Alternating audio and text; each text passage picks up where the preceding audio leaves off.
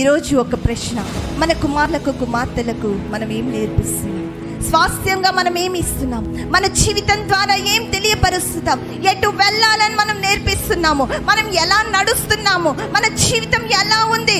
మనం ఎలా నడుస్తున్నామో, మన నడవడిక ఎలా ఉందో అది ప్రత్యక్షంగా మన కుమారుల మీద కుమార్తెల మీద నేడు ప్రభావం చూపబడుతుంది. సంగమా, మన కంట్లో నలుసుండి తల్లులుగా తండ్రులుగా మన కంట్లో లోపం ఉండి ఆ నలుసుతోని చూడలేకుండా కంట్లో నీరు కారుతూ కన్ను నలుపుకుంటూ మనమే చక్కగా చూడలేకపోతే ఈ లోకాన్ని మన బిడ్డలకు మనం ఎలా సరిగా చూపించగలము? అంటే మన ప్రార్థన జీవితం సరైనదిగా ఉండాలి, మన విశ్వాస జీవితం సరైనదిగా ఉండాలి.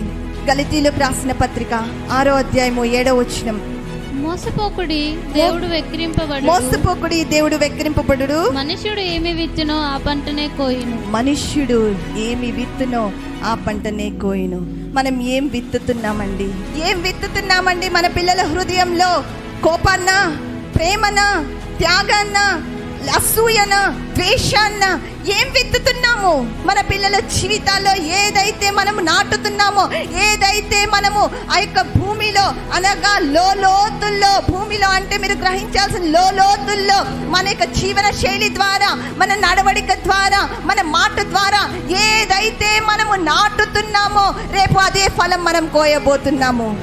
బాలుడు నడవవలసిన త్రోవను వానికి నేర్పుము, వాడు పెద్దవాడైనప్పుడు దాని నుండి తొలగిపోవడానికి వాక్యం సెలవిస్తుందండి. బాలుడు నడవవలసిన త్రోవను వానికి నేర్పుము.